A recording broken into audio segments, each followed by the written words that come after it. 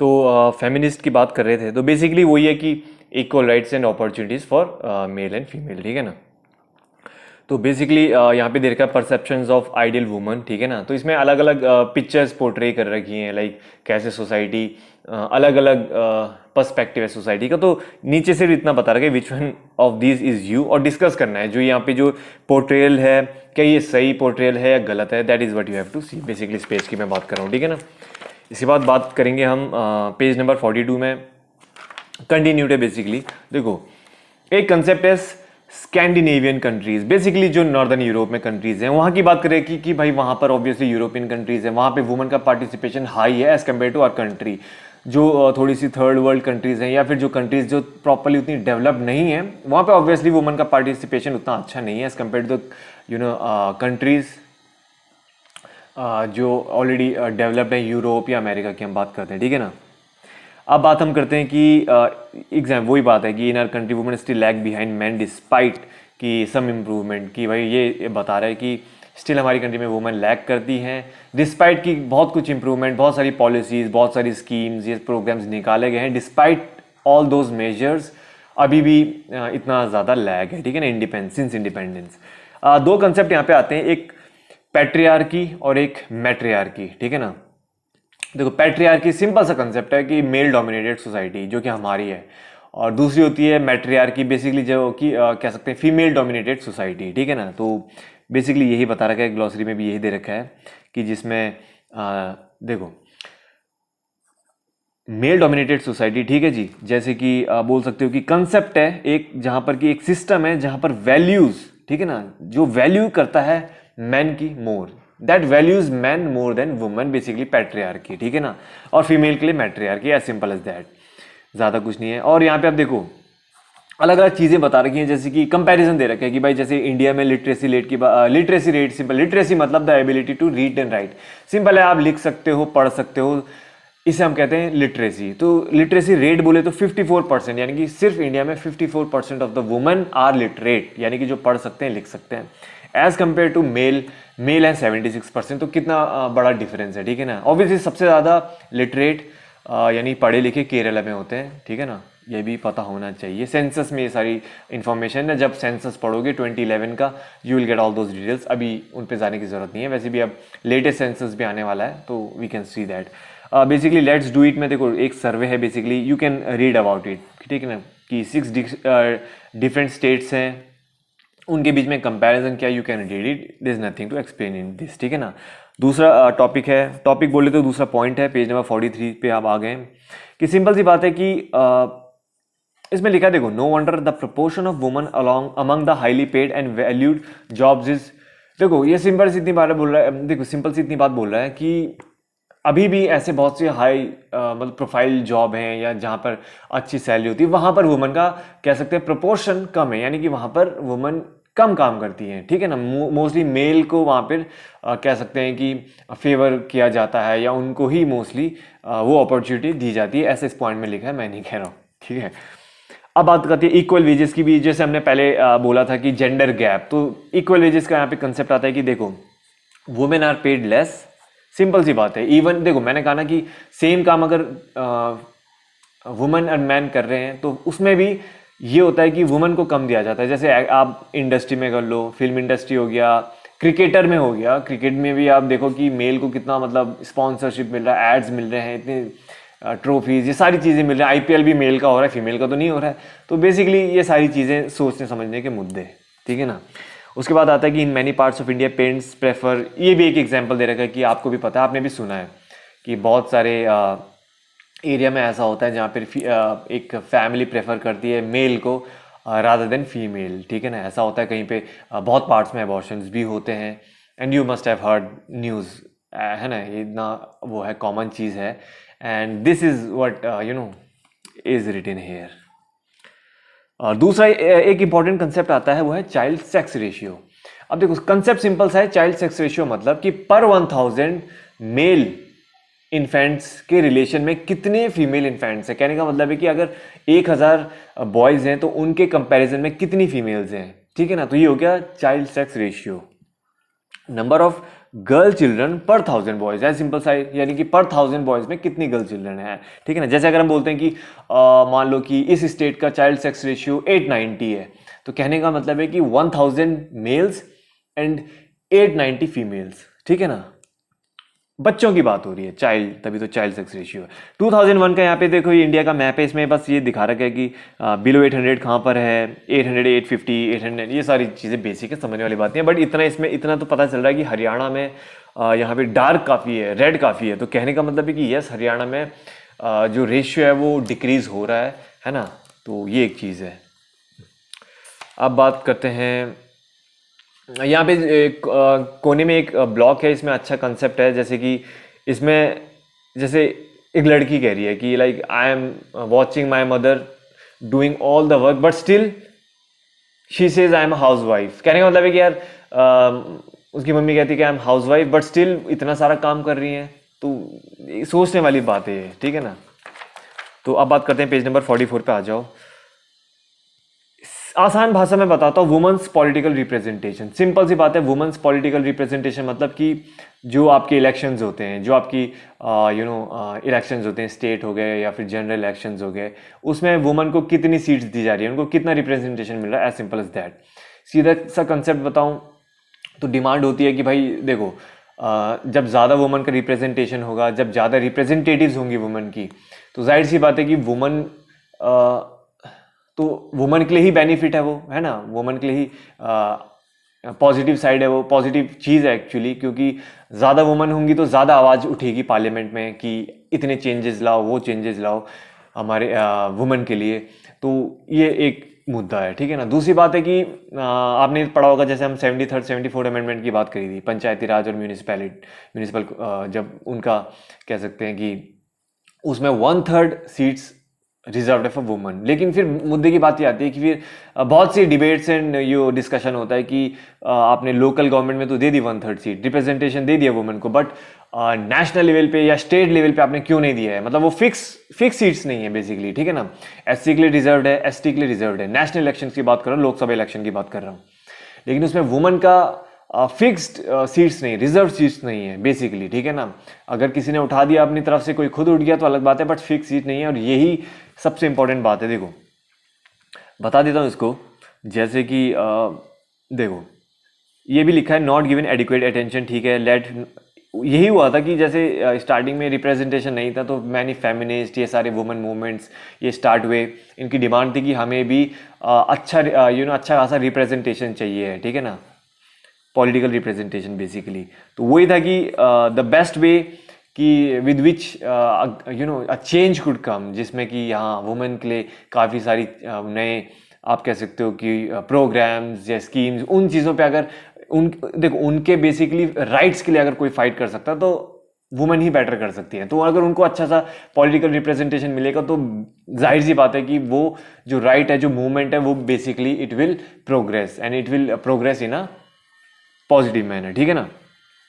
तो यही चीज़ है कि भाई ठीक है, लोकसभा की बात करते हैं। देखो एग्जाम यहाँ पे बस सिंपल सा फैक्चुअल डेटा है कि लोकसभा में बता रहा है कि नेवर रीच 10%, मतलब 10% पहुंचा ही नहीं है अपनी कैपेसिटी की वुमेन सीट्स की रिगार्डिंग। यानी कि अगर 545 सीट्स लोकसभा की हैं तो उसमें आई थिंक 10% कितना हुआ, 54, तो 54 क्रॉस ही नहीं किया है, मतलब वुमेन की जो आप कह सकते हो कि सीट्स हैं बेसिकली, जो इलेक्टेड वुमेन है वो क्रॉस ही नहीं किया 50-60, तो बहुत कम है। तो डिमांड होती है कि 1/3 यानी कि 33% पॉलिटिकल रिप्रेजेंटेशन और फिक्स्ड रिजर्व सीट्स वुमेन के लिए प्रोवाइड कराई जाए, यानी कि 1/3 I think it is a big number. अगर 1/3 आ जाता है तो आई थिंक बहुत अच्छी बात है, ठीक है ना। इसी से इंपॉर्टेंट आता है फिर वुमेन्स रिजर्वेशन बिल, ठीक है ना। देखो ध्यान से सुनना, खास बात यह है कि जब इतना डिमांड आने लग गया था तब जाके कहीं ना कहीं इंट्रोड्यूस हुआ था वुमेन्स रिजर्वेशन बिल, ठीक है ना। वुमेन्स रिजर्वेशन बिल क्या बोलता है कि वुमेन को 33% पॉलिटिकल रिप्रेजेंटेशन दिया जाएगा। ये बिल है, दिया जाएगा मतलब अभी इंट्रोड्यूस हुआ है। लेकिन खास बात क्या है, 2008 को फर्स्ट टाइम राज्यसभा में ये बिल इंट्रोड्यूस हुआ था, 2008 से अभी तक ये पास नहीं हुआ है। ये सबसे खास बात है, मतलब 2008 हो गया, मतलब अभी 12-13 साल हो गए हैं, अभी भी ये पेंडिंग है, कभी लैप्स हो जाए, कभी कुछ हो जाए, बट पास नहीं हो पाया। तो क्यों नहीं हो पाया, भाई जब कोई कराना ही नहीं चाहेगा पास तो कैसे हो जाएगा? सारे will not comment on this, but आप लोग समझदार हो, समझ जाओगे क्यों नहीं हुआ है पास। मतलब इतना टाइम तो नहीं लगता किसी बिल को पास होने में। आजकल आप देख रहे हो धड़ाधड़ बिल पास हो रहे हैं बट ये 12 साल से अटका पड़ा है, वुमेन्स रिजर्वेशन बिल, जिसमें कि सीट्स होंगी 33% seats in Lok Sabha and state legislative assembly, यानी कि लोकसभा जो इलेक्शन है और जो आपके स्टेट इलेक्शंस होते हैं चीफ मिनिस्टर वाले, उनमें, ठीक है ना। और 2008 को इंट्रोड्यूस हो गया था, अभी तक भी पेंडिंग में है। उसके बाद बात करते हैं, ये हो गया, ठीक है ना। आई विल जस्ट थोड़ा सा मूव ऑन करेंगे, काफ़ी पेजेस हैं, समझाने में थोड़ा सा टाइम लग जाता है। तो उसके बाद वही है कि नेक्स्ट पेज में बेसिकली नीचे ये चार्ट दे रखा है बेसिकली कि नेशनल पार्लियामेंट डिफरेंट कंट्रीज में कितना कितना रिप्रेजेंटेशन है। इस चार्ट को देख लो आप, ये जो बार ग्राफ दे रखा है काइंड ऑफ, ठीक है। तो उसके बाद बात करते हैं पेज नंबर 45 पे। अगेन वही चीज़ है जो मैंने आपको बताई कि पंचायती राज की कंपैरिजन करिए कि 1/3 सीट्स तो हैं पंचायती में, आपके पंचायती में, म्यूनिसिपैलिटी इलेक्शंस में, बट स्टेट और नेशनल लेवल पे नहीं है, ठीक है ना। ये भी बात है कि gender division is example that some form of social needs to be explain politics. Simple सी बात है, वही है कि जेंडर डिवीजन है, एक एग्जाम्पल है, ठीक है ना। ये जेंडर डिवीजन भी एक सोशल डिवीजन का एग्जाम्पल है। सोशल डिवीजन मतलब किसी दो ग्रुप्स को डिवाइड कर देना, तो ये भी एक ग्रुप है कि मेल फीमेल को फिर डिवाइड कर रहे हो, प्रॉपर उनको रिप्रेजेंटेशन नहीं दे रहे हो, ठीक है ना। दो कंसेप्ट आते हैं, कास्टिज्म, देखो कास्टिज्म और कम्युनलिज्म। सिंपल सा फंडा है, कास्टिज्म मतलब discrimination on the grounds of caste, ठीक है ना। सिंपल सा मतलब है डिस्क्रिमिनेशन करना, भेदभाव करना कास्ट के बेस में। कास्ट मतलब देखो सिंपल से आपको पता है 4 तरह के कास्ट होते हैं, शूद्र होते हैं, वैश्य होते हैं, क्षत्रिय, ब्राह्मण, ये अलग अलग कास्ट सिस्टम है जो एंशिएंट से चला आता है, ठीक है ना, आपने पढ़ा होगा। दूसरा है कम्युनलिज्म। कम्युनलिज्म मतलब सिंपल सी बात है कि बेसिकली कह सकते हो रिलीजियस आइडेंटिटी, एक कम्युनिटी है, जो कम्युनिटी के लोग हैं बेसिकली उनकी एक रिलीजियस आइडेंटिटी है, ठीक है ना।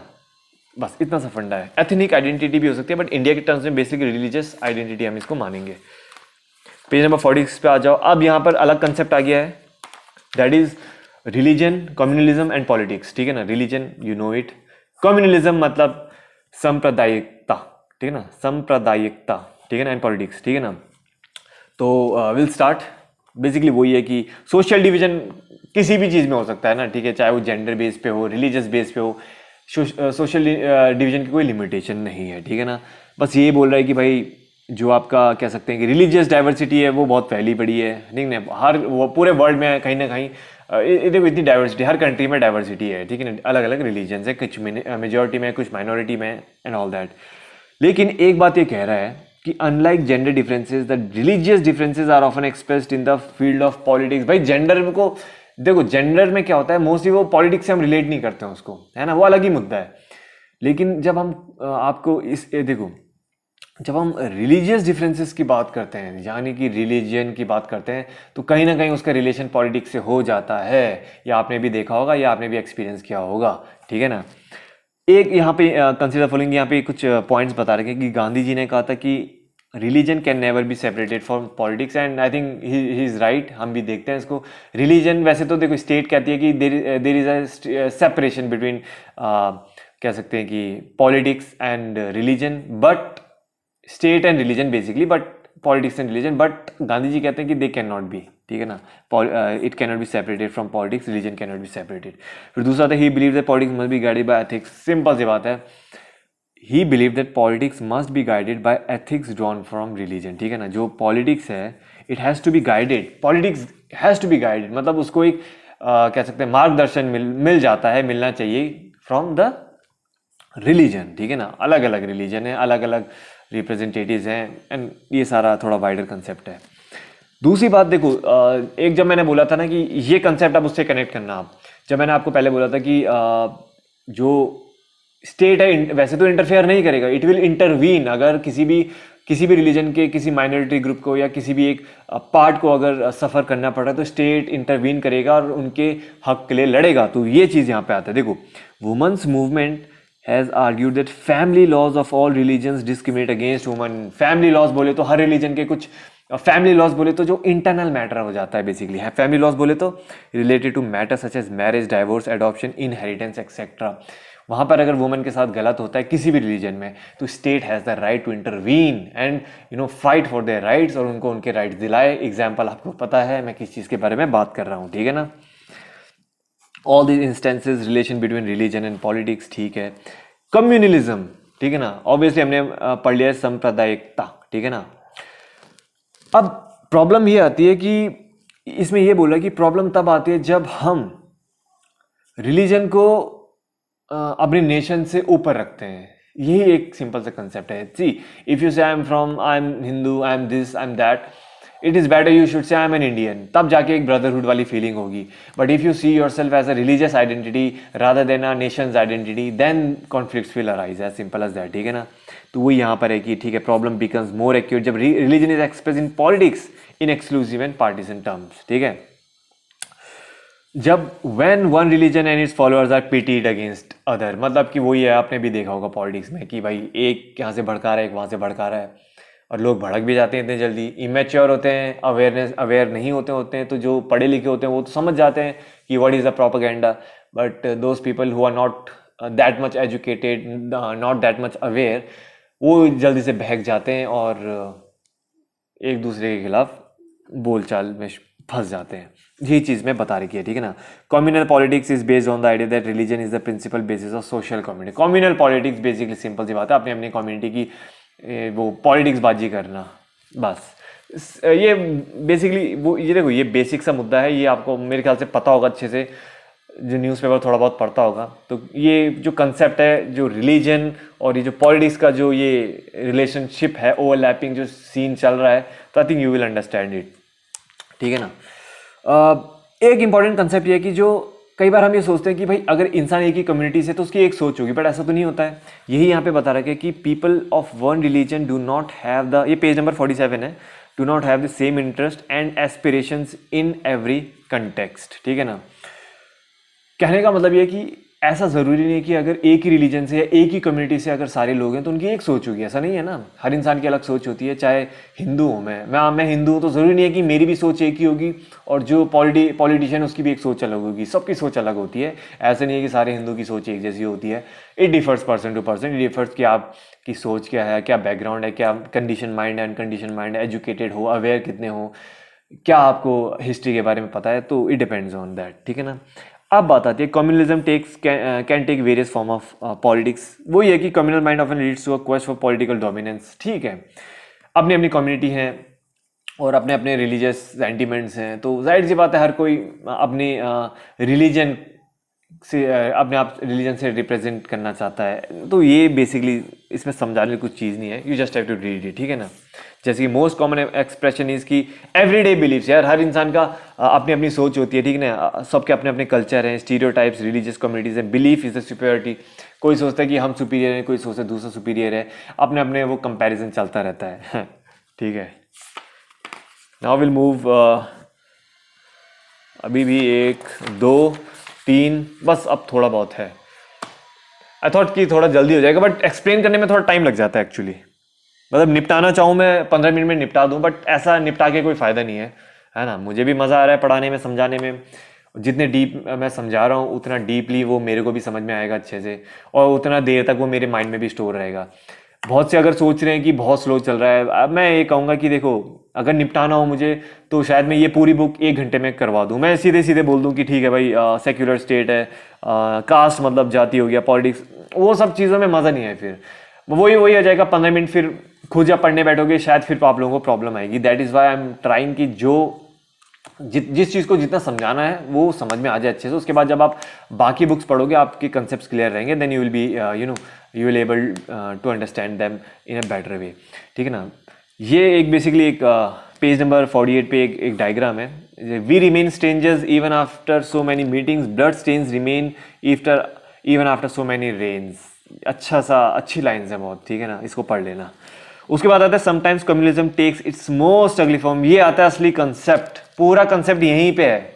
जो असली कंसेप्ट है वो है कम्युनल वायलेंस। समझ रहे हो, देखो, communalism takes most ugly form. कई बार जो कम्युनलिज्म है कि भैया हमारी रिलीजियस आइडेंटिटी हम ये हैं, दूसरी रिलीजियस आइडेंटिटी उनकी कम्युनिटी सोचती है हम ये हैं, हम सुपीरियर हैं, वो इन्फीरियर हैं, ये सब। और ये धीरे धीरे जब कन्फ्लिक्ट बढ़ता है कम्युनल वायलेंस का फॉर्म ले लेते हैं। कम्युनल वायलेंस मतलब जब 2 रिलीजियस ग्रुप के बीच में लड़ाई होती है, सिंपल सा फंडा देखा होगा आपने, दिल्ली में होता रहता है। दिल्ली में आता था कि yes there is a communal violence going on between these two religious groups. तो वो होता है कि एक ग्रुप के लोग दूसरे ग्रुप के लोगों से लड़ते हैं, तगड़ा वाले लड़ाई करते हैं। तो that is communal violence, riots, massacre, ठीक है ना। सेक्युलर स्टेट, अगेन मैंने कहा सेक्युलर स्टेट क्या होता है, हमारा है secular state and we don't have any official religion, ठीक है ना। क्यों नहीं ऑफिशियल रिलीजन, ये मैंने आपको पहले ही बताया था।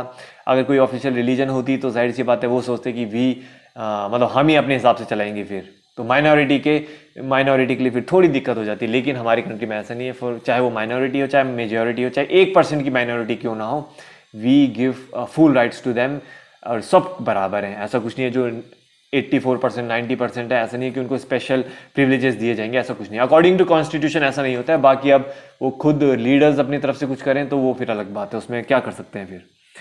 There is no official religion, India का कोई ऑफिशियल रिलीजन नहीं है, इसको हमेशा याद रखना। Constitution does not give a special status, हमारा कॉन्स्टिट्यूशन किसी को स्पेशल स्टेटस भी नहीं देता है। ऐसा नहीं है कि हम हिंदू हैं 84% की या 86% की मेजोरिटी है तो स्पेशल आपको प्रोविजन दिया जाएगा, स्पेशल स्टेटस दिया जाएगा, नहीं, ऐसा कुछ भी नहीं है अकॉर्डिंग टू कॉन्स्टिट्यूशन, ठीक है ना।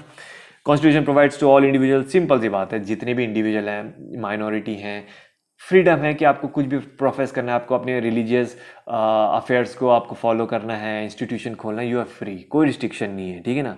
कॉन्स्टिट्यूशन प्रोहिबिट्स, सिंपल सी बात है, कोई डिस्क्रिमिनेशन नहीं होगा on the basis of religion. अगर आप दूसरे रिलीजन से हो और आप जाते हो कहीं पे रूम लेने और आपको रूम नहीं दिया जाता बिकॉज आप दूसरे रिलीजन से हो, वो इंसान जिस रिलीजन से उस रिलीजन से आप नहीं हो, तो आप डायरेक्टली कोर्ट में जा सकते हो या आप उनके खिलाफ एक्शन भी ले सकते हो कि he is not giving me room because of my religious identity, ठीक है ना। बस यही है, बाकी इसको रीड कर लेना। कास्ट एंड पॉलिटिक्स, अगेन बहुत बहुत कॉमन मुद्दा है। मैंने पहले भी कहा था ना कि in India people do not caste their vote, they vote their caste, समझ रहे हो। बस यही कंसेप्ट है, जातिवाद वाला सिस्टम कि भैया मेरा चाचा उठा है तो मैं चाचा को ही जिताऊंगा, मेरा मामा उठा है तो मैं मामा को उठाऊंगा, फर्क नहीं पड़ता मामा करप्ट है या मामा कुछ करेगा नहीं देश के लिए, फर्क नहीं पड़ता, बस मेरे जात के हैं तो मैं दूंगा। गलत धारणा है। उस इंसान को वोट देना चाहिए जो पढ़ा लिखा हो, जो शायद कुछ अच्छा करे, ठीक है ना, उसको देना, फिर चाहे वो मामा हो, चाचा हो या ना हो, ठीक है ना, तभी देश का डेवलपमेंट होगा। फिर चाचा मामा को वोट दोगे फिर होगा क्या, वही करप्शन, काम वाम करेंगे नहीं, फिर खुद परेशान रहोगे, नौकरी नहीं लग रही, तो जब अच्छे इंसान को मौका नहीं दोगे तो फिर कहाँ से काम चलेगा। जंप नहीं करूंगा इस चीज़ पे, बस समझने वाले समझ गए होंगे, ठीक है ना। कास्ट बोले तो जाति, हेरिडिटरी ट्रांजिशन है। कास्ट मतलब हेरिडिटरी है यार, जो ब्राह्मण है फिर वो ब्राह्मणी, राइट सी बात, हेरिडिटरी है, ब्राह्मण का बेटा ब्राह्मणी होगा, क्षत्रिय, फिर शूद्र, वैश्य, अलग अलग सिस्टम है, ठीक है ना। तो बेसिकली ये भी सोशल डिवीजन ही है, ठीक है, सोशल डिवीजन का एग्जाम्पल है कास्ट सिस्टम। इसमें बता रखा है कि ठीक है, कई बार पॉजिटिव भी होता है और नेगेटिव भी होता है। अब बात करते हैं कास्ट इनइक्वालिटीज़ की। अगेन मैंने कहा है कि भैया इनइक्वालिटीज़ तो होती हैं, अलग अलग कास्ट हैं, क्षत्रिय हैं, ब्राह्मण को हाईली अपर कास्ट माना जाता है, उनको काफ़ी रिस्पेक्ट दी जाती है as compare to the Dalits या फिर आपके वैश्याज हों, शूद्राज हों, इनको लोअर कास्ट माना जाता है और उतनी रिस्पेक्ट नहीं दी जाती सोसाइटी में, और कई बार तो डिस्क्रिमिनेशन भी किया जाता है, समझ रहे हो। ये बुक कह रही है, मैं नहीं कह रहा हूँ, ठीक है ना। ठीक है, caste division special to India. अब बात करते हैं कि वही है कि मोस्ट सोसाइटीज़ में ऑक्यूपेशनल पास, ठीक है, ऑक्यूपेशन पास हो रहे हैं कि भाई कोई अगर होता है ना कि ठीक है, अगर कोई वर्कर है तो उसका बेटा भी फिर वर्कर ही होगा, वही काम करेगा, तो कहीं ना कहीं हेरिडिटरी है ये पोजीशन, तो काइंड ऑफ दैट। पहले राजा का बेटा राजा होता था और पहले के ज़माने में जो वर्कर था तो उसका बेटा भी वर्कर ही होगा, ठीक है ना, something like that.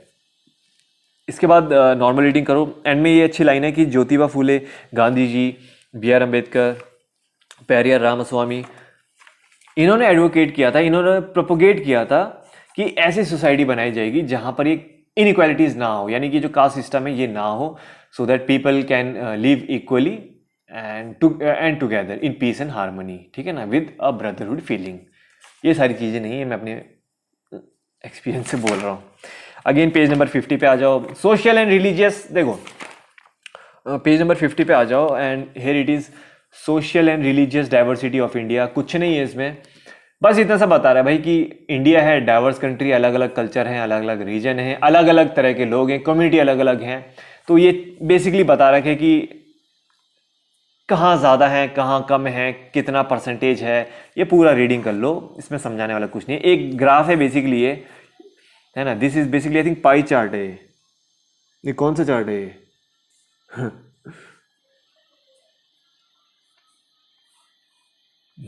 Pie chart है, yes it is a pie chart. जैसे कि ये 2001 की बात है, तो डेटा थोड़ा सा देखो कंफ्यूज मत होना, 2001 का सेंसस है ये, ठीक है ना। लेकिन अगर आप 2011 का सेंसस देखोगे तो उसमें डेटा चेंज होगा, ठीक है ना। डेटा अभी जो 2021 का सेंसस होगा उसका भी डेटा चेंज होगा। तो ये 2001 की बात है कि हिंदू 80% है, मुस्लिम 13.4 है, क्रिश्चियन इतने हैं, सिख इतने हैं। तो ये बता रखा है किसकी कितनी मेजोरिटी है, किसकी कितनी परसेंटेज है, दैट्स इट, ठीक है ना। दूसरा कंसेप्ट आता है बेसिकली, दूसरा कंसेप्ट पेज नंबर 51 पे ये है कि इकोनॉमिक डेवलपमेंट है ना, जब इकोनॉमिक डेवलपमेंट होता है तो अर्बनाइजेशन होता है। अर्बनाइजेशन बोले तो जब बहुत से लोग माइग्रेट करते हैं from small city to big city या फिर विलेज से सिटीज़ में, ठीक है ना। Occupational mobility, occupational mobility basically कोने में भी दे रखा है, shift from one occupation to another, एक ऑक्यूपेशन से दूसरे ऑक्यूपेशन पे जाना, ठीक है ना। कास्ट हायरार्की वही शूद्रास, वैश्यास, फिर क्षत्रियास और आपके ब्राह्मण, बेसिकली यही है, ठीक है ना। ये बस ये बता रहे कि अब धीरे धीरे होकर ये चीज़ें ब्रेक हो रही हैं। पहले तो बहुत स्ट्रांग थी, मजबूत थी, लेकिन आज की डेट में लोग अवेयर हो रहे हैं, स्टूडेंट्स अवेयर हो रहे हैं। तो हम लोग अगर अवेयर होंगे, हमें पता है कि यार what is this caste system, we don't believe in this caste system, and ये सिर्फ लोगों ने बनाए थे टू क्रिएट द डिवीजन, ठीक है ना। बट इन रियलिटी सारे तो इंसान होते हैं ना, वही खाते हैं, वही पीते हैं, वही उनकी अच्छी सोच होती है। तो why who are we to discriminate, ठीक है ना। जो एक पी के मूवी थी उसमें भी एक अच्छी बात कही थी कि जब भगवान डिस्क्रिमिनेट नहीं कर रहे हैं, जब सब पैदा होते हैं सब सेम ही तो होते हैं। कोई ऐसा कहीं लिखा होता है क्या कि ये ब्राह्मण है, ये राजपूत है, या ये शूद्राज है? नहीं लिखा होता ना। When God did not discriminate then who the hell are we to discriminate? हम कौन होते हैं डिस्क्रिमिनेट करने वाले कि ये नहीं करेगा, वो नहीं करेगा? मतलब we are not superior, we did not create any life form, we are not the creator, ठीक है ना। We are just living a life as a human being, so who the hell are we to जज anybody, ठीक है ना। ठीक है, it's person to person है, ठीक है यार, जो मिला है सबको अपने हिसाब से मिला है। So this is what it is all about, ठीक है ना। फिर यही है कि caste has not disappeared from contemporary. अभी ऑब्वियसली कास्ट सिस्टम अभी भी बहुत गहराई से है, विलेजेस में, रूरल एरिया में बहुत जगहों में है। या फिर हो सकता है आपके पेरेंट्स भी ऐसा सोचते होंगे कि हाँ नहीं ये चीज़ है, ये एग्जिस्ट करती है और ये करेगी। बट हो सकता है कि आने वाले टाइम में ये धीरे धीरे ये चीज़ वीक हो रही है, जितना लोग जागरूक हो रहे हैं, अवेयर हो रहे हैं, ठीक है ना। तो दिस इज ऑल अबाउट। अगला कंसेप्ट आता है कास्ट इन पॉलिटिक्स। बहुत कॉमन है, मैंने वही जो मैं बता रहा था, चाचा है मेरे, चाचा भी ब्राह्मण है, मैं भी ब्राह्मण हूँ, तो मैं डज नॉट मैटर कि भाई कोई कैसा है, मैं बस ब्राह्मण को वोट दूंगा। ये सिंपल सा फंडा है, कास्ट को वोट देना है बस। मैंने बोला in India people do not vote their caste, they caste their vote. बहुत अच्छी लाइन है, ठीक है ना। तो ये फंडा है। देखो सिंपल सी बात है, जो ये कम्युनिज्म, कास्टिज्म, रूटेड बिलीफ की, ठीक है, ये सिंपल से सोशल कम्युनिटी से रिलेटेड है, ठीक है ना। तो कास्ट इन पॉलिटिक्स में बस यही है, पूरा कंसेप्ट यही है कि जो लोग हैं वो बस अपने, वो ये नहीं देखते कि कौन सा रिप्रेजेंटेटिव है, कौन खड़ा हो रहा है, नहीं, they will only vote the caste, as simple as that. Simple सी बात है, ठीक है ना। अब it can take various forms in politics. देखो caste can take various form, अलग अलग फॉर्म्स है। अगर कास्ट ये प्रोसेस चलता है तो इसके अलग अलग फॉर्म है। जैसे कि भाई देखो, अब इसका एडवांटेज उठाते हैं पॉलिटिकल पार्टीज। अब उन्होंने देख लिया कि ये चीज इसमें दे रखी है कि भाई देखो, party choose candidates in elections, they keep in mind the caste composition of the electorate and nominate candidate with different caste, so that, ठीक है ना। देखो इसमें ये बता रखा है कि पॉलिटिकल पार्टीज बड़े सोच समझ के इलेक्शंस लड़ते हैं। उन्हें पता है कि भाई इस कॉन्स्टिट्यूएंसी से या फिर इस एरिया से मान लो इस एरिया में ब्राह्मण ज़्यादा है, तो हम अपना ब्राह्मण कैंडिडेट उठाएंगे, समझ रहे हो। यहाँ पे ब्राह्मण ज़्यादा है तो अपना ब्राह्मण कैंडिडेट उठाएंगे, तो उसके जीतने के चांस ज़्यादा होंगे। अगर वहाँ पर हमने क्षत्रिय कैंडिडेट उठा दिया, राजपूत या कोई भी उठा दिया हमने, तो उसको वोट नहीं मिलेंगे, क्योंकि वहाँ के लोग अपने ही जातिवाद यानी अपने जाति के वोट, तो ऐसा चलता है, आपको पता होगा, I think most of you know this. उसके बाद पेज नंबर 52 पे, page number 52, caste inequality today. वही जो चीज़ मैंने बताई है कि caste is an important source of economic inequality, ठीक है ना, because it regulates access to resource of various kinds, ठीक है जी। Relationship between caste and economic status has certainly change. देखो कास्ट इनइक्वालिटी कहने का मतलब है, ये कंसेप्ट वही है कि भाई देखो, जब हम एक बात बोलते हैं कि मान लो रिजर्वेशन हम देते हैं, रिजर्वेशन गलत नहीं होता है, जाहिर सी बात है, जो अंडर प्रिविलेज्ड है, पुअर सेक्शंस हैं, डिसएडवांटेज्ड हैं, तो हम उनको रिजर्वेशन देते हैं। जो ऑलरेडी फाइनेंशियली सोशली बैकवर्ड है उनको रिजर्वेशन देते हैं। एससी एसटी में जो बैकवर्ड है, हमारा एम ये है कि उनको रिजर्वेशन दिया जाए। लेकिन जाहिर सी बात है, यानी कि उस कास्ट में भी बहुत से ऐसे लोग होते हैं जो कि वेल एस्टेब्लिश्ड होते हैं, यानी कि ऑलरेडी फाइनेंशियली भी स्ट्रांग होते हैं और आपके अच्छी लाइफस्टाइल रहती है, बट स्टिल वो कहीं ना कहीं उस रिजर्वेशन का फायदा उठाते हैं, जो कि मेरे को लगता है यहीं पे इशू पड़ता है, यहीं पे लोग जो कॉन्फ्लिक्ट आता है, इसी मुद्दे पे आता है कॉन्फ्लिक्ट। लोग सोचते हैं कि यार, बहुत से लोग मतलब उनको डिटेल में जानकारी नहीं होती है, बट वो यही सोचते हैं कि they are fine, then reservation क्यों दिया गया है। बट वो ये नहीं सोचते कि रिजर्वेशन उनके लिए रखा गया है जो सच में डिजर्व करते हैं। शायद कई बार उन तक ये नीड नहीं पहुंच पाती है, तो ये थोड़ा सा ऑब्वियसली इसमें प्रोविजंस आने चाहिए। इसमें कुछ ज़्यादा डिस्कस नहीं करते हैं, ठीक है ना, ये थोड़े कंट्रोवर्शियल इश्यूज होते हैं। लेट्स नॉट, ये सरकार का काम है। मैं बस आपको ये बुक में क्या लिखा है मैं वो बता रहा हूँ, ठीक है, मेरा कोई व्यू नहीं है। ये यही बता रहे कि हर कास्ट में, चाहे वो आज की डेट में, चाहे वो आपके दलित हो गए या फिर जो लोअर कास्ट हो गए, उनमें भी ऐसे बहुत सी फैमिलीज हैं जो वेल एस्टेब्लिश्ड हैं। भले वो लोअर कास्ट से बिलोंग करते हैं, but still they are financially independent and socially they have a good status. This is what is being told यहाँ पर, ठीक है ना। Percentage of population living below the poverty line, BPL, basically जो एक लाइन होती है, एक एस्टिमेशन होती है, उसके नीचे जो लोग होते हैं बीपीएल में आते हैं, बेसिकली यानी जो थोड़े से बहुत गरीब टाइप होते हैं। तो ये एक चार्ट दे रखा है, ठीक है ना। दूसरी हम बात कर रहे थे, वही कंटिन्यू कर रहे थे हम, कास्ट कैटेगरीज। पहला पॉइंट हमने पढ़ लिया था। देखो, दूसरा पार्ट है कि ये भी होता है ना कि सेंटीमेंट्स वाली बात होती है। कई बार जो पॉलिटिकल पार्टीज होते हैं, पॉलिटिकल लीडर्स होते हैं, सेंटीमेंट पे खेलते हैं कि नहीं, हमको आपको वोट देना है, हम आपकी जाति के, हम आपकी दुख दर्द समझते हैं, हम आपके लिए काम करेंगे। ये होता है ना, तो लोग बहक जाते हैं, तो बोलते हैं नहीं, यही है भाई जो है। तो ये भी चलता है भाई, ठीक है ना। अब बात आती है कि देखो, इसमें ये बता रहा है कि पॉजिटिव भी होते हैं और डिसएडवांटेज भी होते हैं, ठीक है। ये डिसएडवांटेज थे कुछ। दूसरी बात है कि ये भी एक कंसेप्ट दे रखा है कि ये भी बात एक बोल रहे हैं कि ऐसा भी नहीं है कि सिर्फ कास्ट के बेसिस पे कोई जीत जाएगा, क्योंकि ऐसा भी नहीं है कि कहीं पे एक प्योर इतनी मेजॉरिटी हो किसी कास्ट की कि आप वहीं से इलेक्शन लड़ो जीत जाओ। ऐसा भी नहीं है पॉसिबल, क्योंकि जीतने के लिए आपको एक से ज़्यादा कास्ट का सपोर्ट तो चाहिए होगा, अलग अलग कम्युनिटी का सपोर्ट चाहिए होगा, अलग अलग रिलीजियस ग्रुप, अलग अलग सोशल ग्रुप्स का सपोर्ट चाहिए होगा। एक ग्रुप का सपोर्ट से आप जीत नहीं सकते। तो ये भी बहुत तरह है कि when people say that caste is a vote bank of one party, it usually means that a large proportion of voters from that caste। देखो, वोट बैंक सुना होगा आपने कि भाई वोट बैंक्स की पॉलिटिक्स खेल रहे हैं। कहने का मतलब सिर्फ इतना सा है कि जैसे कि कहते हैं कि हाँ भाई, इनका वोट बैंक उस एरिया में है, यानी कि उस एरिया में ज़्यादा पैमाने पे लोग इनको वोट करेंगे, यानी कि कोई ना कनेक्शन होगा, कोई सेंटिमेंट, कोई religious community, whatever it is, in political party को वोट करेंगे, ठीक है ना। Large proportion voters from the caste vote for that party. Simple से भाई कि हाँ भाई, इस पार्टी का वोट बैंक वहां पर है, इस पार्टी का वोट बैंक इस एरिया में है, समथिंग लाइक दैट, ठीक है ना। तो this is what is all about. तो ये हो गया है। अब बात करते हैं politics in caste. Almost kind of को रिलेटेड ही है। पॉलिटिक्स इन्फ्लुएंस करता है कास्ट सिस्टम को, ऑब्वियसली करेगा ही करेगा। And caste identities by bringing them into political arena, ठीक है, उनको घसेड़ लाते हैं पॉलिटिकल एरिना में। सिर्फ इतना सा है। लास्ट पेज है, पेज नंबर 54। ग्रीन टी का क्वेश्चन अभी पूछता हूं एंड में, डोंट वरी। चलो अभी पूछ लेता हूं ग्रीन टी का क्वेश्चन। आज मैं ग्रीन टी का एक ही क्वेश्चन पूछूंगा, क्योंकि पहली क्लास है, बस अभी टाइम था नहीं इतना, तो मेरे को बस ये तक क्लास डालनी है, ग्रीन टी देख लेंगे। तो एक क्वेश्चन मैं पूछ लेता हूं। आप you will read about caste system, ठीक है ना, कास्ट सिस्टम ऑफ इंडिया। आप, ये क्वेश्चन है ग्रीन टिक वाला, कास्ट सिस्टम ऑफ इंडिया के बारे में आप पढ़ोगे।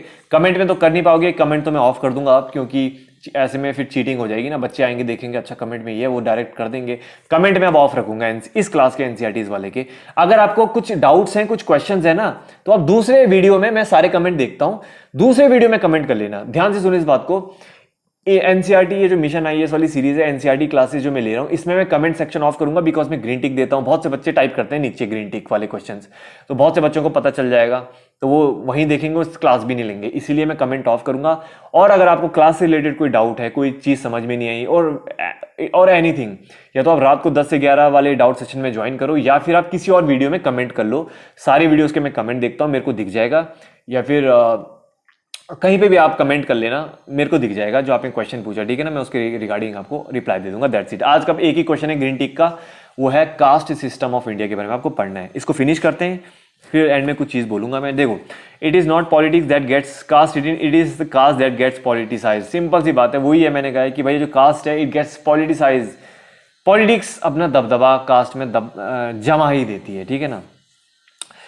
अगेन इसमें भी हुई है कि there it takes several forms, कि भैया ठीक है, जैसे कि various caste are required to enter in coalition. भाई कई बार क्या होता है, कास्ट जो अलग अलग कास्ट होते हैं वो कोशिश करते हैं कि हम आपस में जुड़ जाएं, so that we become more powerful as a community, ठीक है ना। फिर अलग अलग तरह के कास्ट ग्रुप आते हैं, साथ में जुड़ते हैं, ये सारी चीज़ें हैं बेसिकली। और कास्ट एक बड़ा रोल प्ले करता है पॉलिटिक्स में, यू नो दैट, ठीक है ना। लास्ट आता है, देखो, caste alone is not very healthy in a democracy. जाहिर सी बात है, कास्ट आइडेंटिटी हेल्दी नहीं है, वो तो आपको भी पता है, मुझे भी पता है। इट कैन डाइवर्ट अटेंशन, क्योंकि होता क्या है, कई बार जो देश के बड़े बड़े मुद्दे हैं, आपने न्यूज़ में भी देखा होगा, कुछ भी दिखा रहे हैं, उल्टी सीधी न्यूज़ दिखा रहे हैं, जो बड़े बड़े मुद्दे हैं, एजुकेशन खराब है, हेल्थ सेक्टर खराब चल रहा है, अनएम्प्लॉयमेंट चल रहा है, ये जो बड़े बड़े मुद्दे हैं ये छुप जाते हैं। जनता बस इसका मर्डर हो गया है, और ये बवाला चल रहा है दो पार्टी के बीच में, और ये हो रहा है वो हो रहा है, उसमें इंटरेस्टेड है, मजा ले रही जनता, उसमें मजे है, खुश है। लेकिन जो असली मुद्दे हैं देश के, एजुकेशन सिस्टम कैसा चल रहा है, हेल्थ सेक्टर में क्या दिक्कत आ रही है, अनएम्प्लॉयमेंट हो रहा है, इसमें कोई बात नहीं कर रहा है, इनको साइडलाइन कर दिया गया, जनता को मतलब बिजी कर दिया गया उन मुद्दों पे जो जरूरी नहीं है। समझते, न्यूज़ में देखते हो कुछ काम की चीज़ आती है क्या, तो ये खास वाली बात है। So this is all about caste division leads to, obviously caste division होगा, it will lead to tension, conflict and violence। तो ये था चैप्टर, आई थिंक ये मैंने काफी अच्छे से बताया है, और लंबा चैप्टर था। Don't worry about the time, ये मत देखना कि यार 40 मिनट 50 मिनट का सेशन हो गया। 50 मिनट, आई थिंक 50 मिनट अगर आप, मुझे लगता है इंस्टाग्राम यूज करते होंगे, 2-3 घंटे तो ऐसे निकल जाते होंगे। 50 मिनट में अगर आपको feminism, social division, caste, politics, all these things के बारे में अगर पता चल रहा है, तो आई थिंक ये चीज़ें आपको एग्जाम क्लियर करने में मदद करेंगी, ठीक है ना। तो ये था चैप्टर 4, और आज होगा टेस्ट, ठीक है ना। तो आज संडे है, आज ही अपलोड कर रहा हूँ, तो बेसिकली आज ही टेस्ट होगा। तो संडे के रात को, यानी कि आज टेस्ट होगा, आज डाउट सेशन नहीं होगा, रात को टेस्ट होगा। और एक चीज़ मैं फिर से बता देता हूँ, ध्यान से सुन लो। देखो, ये चीज़ लास्ट में फिर से बता देता हूँ। देखो, पहली चीज़ ये है कि लाइव सेशन अब एनसीईआरटी के नहीं होंगे, मैं ऐसे रिकॉर्डेड सेशंस करूँगा और डाल दूंगा। ग्रीन टिक इसमें ही पूछूंगा, तो that is what you have to tell me.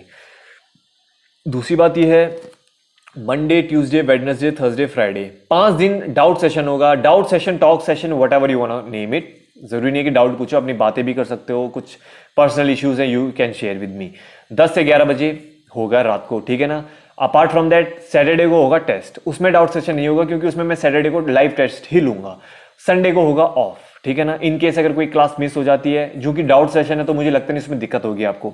Doubt session अगर मिस हो भी जाता है तो कोई दिक्कत वाली बात नहीं है। बट क्लासेस अब मैं 5 दिन दूंगा, पहले मैं 4 दिन लाता था, मंडे, ट्यूसडे, वेडनेसडे, थर्सडे, क्योंकि लाइव सेशन लेता था।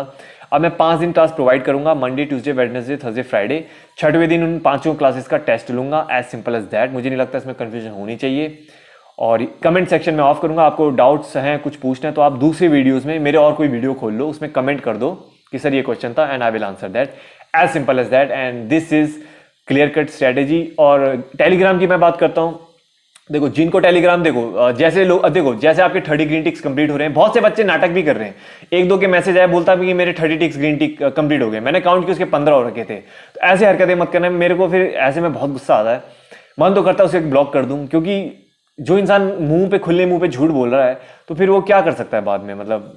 तो ऐसे लोगों के लिए मैं या तो फिर ऐसे ग्रुप बनाऊंगा जिसमें सारे झूठ लोगों को एक साथ ही डाल दूंगा, फिर मैं क्या कर सकता हूँ। जो अगर अच्छे से प्रॉपर एथिकल, अपने एथिकल मॉरलिस्टिक वैल्यूज दिखाएगा, उसको मैं अच्छे ग्रुप में डालूंगा। कोई ऐसे हेरा फेरी करेगा, शाना बनेगा, तो मैं भी उस शाना पत्ती के साथ उसको ऐसे ग्रुप में डाल दूंगा, फिर समझ रहे हो। So don't do such things, सारे टिक मैं काउंट करता हूँ, सबके 30 हैं, मुझे लगता है 30 हैं, तो यस।